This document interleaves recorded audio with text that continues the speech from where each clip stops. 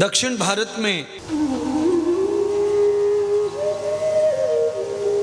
बास्कल ग्राम है और उस बास्कल ग्राम में सभी ब्राह्मण रहते हैं, दूसरी जाति नहीं, दूसरा कोई वर्ण नहीं। पर भगवान सूत कहते हैं दक्षिणांत ब्राह्मणों कृतम कर्मणे विभूषितम।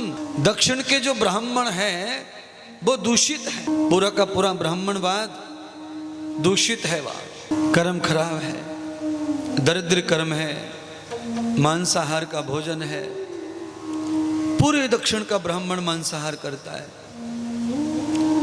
ऐसे ही उस बास्कल ग्राम में बिंदुक नाम का ब्राह्मण रहता है। बिंदुक ब्राह्मण की पत्नी का नाम चंचुला है। चंचुला बड़ी धर्मणी है, पतिव्रता है, पति मार्गी है। बिंदुक जो ब्राह्मण है वो दुर्जन है, असज्जन है, असत्य मार्गी है, दुर्गुणी है, दुराचारी है, द्वंद्व करता है, अपनी दिव्य पत्नी सुंदरी पत्नी को त्याग करता है, उसे सताता है, परेशान करता है। और यावतम यावतो स्त्रीणाम, अलग अलग स्त्रियों का भोग करता है, दोस्ती करता है, अपनी पत्नी को धोखा देता है। पत्नी पतिव्रता धर्म का पालन करती है, पति से कोई किसी प्रकार की इच्छा नहीं रखती। पति द्वंद्व में पड़ जाता, दुष्ट हो जाता। पर अपने ही खोटे कर्मों के कारण बिंदुक ब्राह्मण अपनी दुर्गति पर चला जाता है, दोष में पड़ जाता है। सूत जी कहते हैं सौनक जी से, ब्रह्मा जी नारद जी से कथा कह रहे हैं, स्वयं शिव जी पार्वती को कथा बता रहे हैं। कथा यहाँ किशोरी धाम वृंदावन में चल रही है। जो कथाएं हमारे पूर्वज कह के गए हैं वही कथा ये चल रही है। बिंदुक ब्राह्मण दुराचार करके उस कुकर्म में फंस के बिंदुक ब्राह्मण अपनी पत्नी का दुश्मन हो गया, अपनी पत्नी का द्वेषी हो गया, अपनी पत्नी के लिए दुराचार में दुष्टता में अप्रीत हुआ। चंचुला ने बड़ा समझाया, हे देव ये अच्छा काम नहीं, मैं सौभाग्य तुम्हारा लेके आई हूं और तुम मेरा दुर्भाग्य बने बैठे हो। पर पुरुष मेरे लिए श्राप है और आप हर समय पर स्त्री पर नजर रखते हो। एक दिन आपको पछताना पड़ेगा, नहीं तो सुधर जाओ। बिंदुक ब्राह्मण अंत तो गत्वा सुधरा नहीं और स्त्रियों के अनेक संग करने के कारण बिंदुक ब्राह्मण के शरीर में अक्षय रोग आ गया। अक्षय रोग क्या है? जिसका इलाज नहीं है दुनिया में। खून में ऐसे जंतु पैदा हो गए, ऐसा वायरस आ गया, अनेक स्त्रियों का भोग करने से बीमार हो गया शरीर, और उस बीमारी के कारण वो क्षित हो गया, शरीर उसका नष्ट हो गया। उसको मृत्यु के समय कोई सत्कर्म, कोई शुभ कर्म, कोई शुभ दर्शन नहीं मिला। यावेते कर्म फलम विभूषिते अदकृत्वाम। पत्नी के लाख समझाने के बाद भी दुष्ट कर्म, पाप कर्म, दुराचारी, वो दुराचारी ही बना रहा। इसके कारण उसके शरीर में ऐसी बीमारी आई कि पत्नी दूर रही उससे, छूना नहीं, पत्नी छूती नहीं, पर बड़ी सेवा करती, पति धर्म का पालन करती। उस बीमार को छोड़ के, लाचार को छोड़ के कभी नहीं गई, कहीं नहीं गई। हमेशा पति का पालन, पति को धारण, हमेशा ही पति को स्वीकार किया। आज भगवान सूत जी ने कहा कि सौनक आदि ऋषियों बिंदुक ब्राह्मण का प्राणांत हो गया। बिंदुक ब्राह्मण मृत्यु को प्राप्त, पत्नी को धोखा देने के कारण, जुआ, सट्टा, शराब, मदिरा, मांस, स्त्री, सारे दुराचारों के कारण भगवान सूत कहते हैं वो पिशाच की योनि में चला गया मर के। जैसे दुंदुकारी भागवत में प्रेत योनि में चला गया, ऐसे ही ये ब्राह्मण पिशाच की योनि में चला गया। अब सोचना तो यह है कि पिशाच की योनि में चले जाना कितना बड़ा दुर्भाग्य है। भूत पिशाच निकट नहीं आवे, हनुमान जो नाम कहावे। हनुमान जी का नाम है, शिव जी का नाम है। बिंदुक की पत्नी चंचुला नित्य अर्चन बंधन पूजन करती रही और एकांगी बनी रही, पति के नाम से अकेली जीती रही। कोई बालक नहीं हुआ क्योंकि पति से संबंध नहीं रखती, पति का धर्म पालती थी, पति की सेवा करती थी, पति को समझाती थी। पर दुर्जन नहीं माना, मृत्यु के मुंह में चला गया, अंत में पिशाच बन गया। और पिशाच बनने के बाद में विंध्याचल पर्वत पर भटक रहा है, खाने के लिए रो रहा है, सोने के लिए रो रहा है, नहाने के लिए रो रहा है, गर्मी से तरस रहा है, ठंडी से तरस रहा है, संपूर्ण दुख भोग रहा है, ऋतु भोग हो रहा है। ऋतुगामी स्त्री के साथ जो संबंध बनाते हैं वो पिशाच योनि में जाते हैं और उन्हें ऋतु भोग भोगना पड़ता है। यानी कि उनको ठंडी में ठंड से रोना पड़ता है, गर्मी में गर्मी से रोना पड़ता है, सर्दियों के बाद में चौमासे में बारिश से रोना पड़ता है। वो किसी भी ऋतु का आनंद नहीं ले सकते क्योंकि उन्होंने ऋतुगामी महिला का संग किया। महिला के कुछ दिन अपवित्र महीने में होते हैं और उसमें साज, संयम, तप, जप, त्याग चाहिए। मानवता की बुद्धिमत्ता यही है। पर ये बिंदु ब्राह्मण इतना दुराचारी था कि ये ऋतु आदि भी नहीं देखता था। ये बस अंधा था, पागल था बुराई में। और ये भले ही छोटा व्यवहार है, ये छोटी बात है कि महिलाओं को मंथली धर्म आता है, उस धर्म को बहुत सारी महिलाएं नहीं स्वीकार करती हैं। ऐसी शिक्षा के शिकार हो गए हैं कि उसका कोई महत्व नहीं बचा, उसकी कोई मान्यता नहीं बची है। हम उस शरीर को लेके कहीं भी जाते हैं, कुछ भी करते हैं, और वो हम नहीं समझते कि हम कितने बीमार हैं, हम कितने अस्वस्थ हैं, और हमें एकांत बैठना चाहिए, आराम करना चाहिए, एकाग्र होना चाहिए, एकांत बैठना, सोना चाहिए।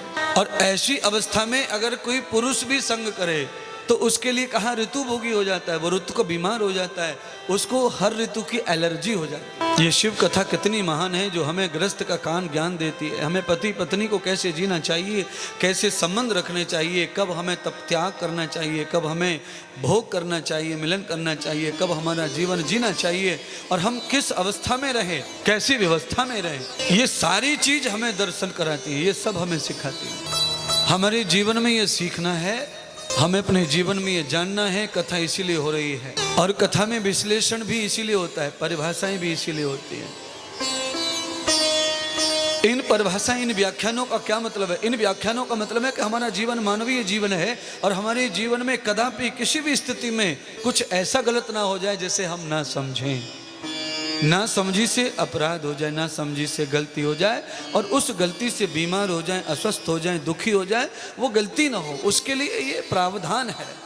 ब्राह्मणीय कर्म है, ऋषि कर्म है, शास्त्रीय कर्म है, वैज्ञानिक कर्म है। ईश्वर के द्वारा दिया हुआ धर्म है स्त्री को।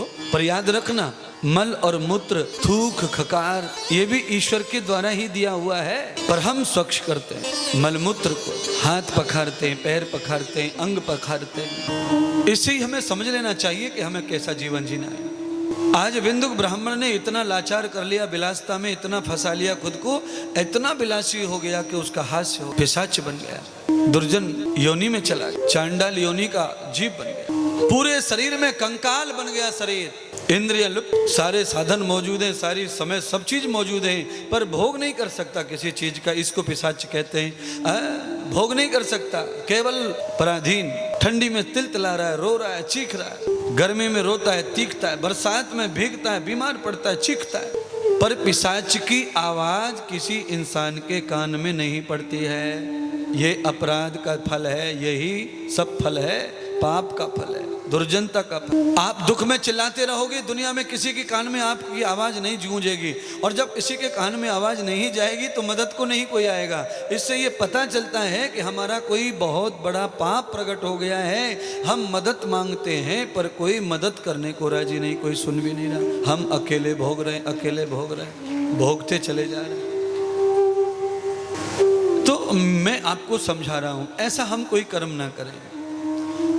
इतने दुर्जन, इतने दुर्गुण, इतने दुराचारी, इतने दुर्विष्णी, इतने द्वंद्व में ना रहें कि एक दिन ऐसा आ जाए कि हमें अकेला ही कहीं जंगल में पड़े रहना पड़े, घर वाला, घर वाली, परिवार सब छूट जाए। इसीलिए मैंने भजन में आज ये पंक्ति गाई, भजन आज लाया तुम्हारे लिए, क्योंकि मुझे उपदेश ऐसा ही करना है। लिया नहर का नाम, तेरा जीवन बीता धोखे में। आज देखो कैसा धोखा हो गया, इसको पता नहीं था कि मैं पिशाच बनूंगा। ये तो इंसान के चोले में, इंसान के सब सुख लूटने के चक्कर में पापी, अपराधी, घृणता बनता चला जा रहा है, और ये हर चीज में अपना भाग समझ रहा है।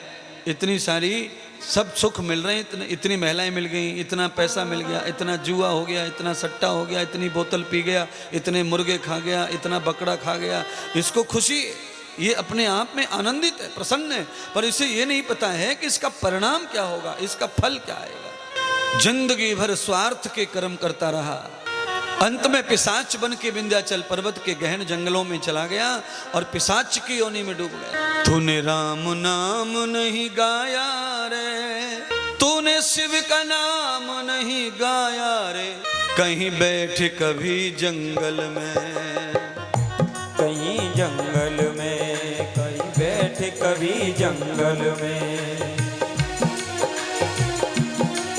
तूने राम नाम नहीं गाया रे, कहीं बैठ कभी जंगल में, तूने राम नाम नहीं गाया रे, कहीं बैठ कभी जंगल में तूने नहीं गाया रे कहीं बैठ कभी जंगल में ना प्रभु से हेत लगाया रे, ना प्रभु से हेत लगाया रे कहीं बैठ कभी जंगल में तूने राम नाम नहीं गाया रे, कभी बैठ कहीं जंगल में तूने राम नाम नहीं गाया रे, कहीं बैठ कभी जंगल में तूने राम नाम नहीं गाया रे कहीं बैठ कभी जंगल में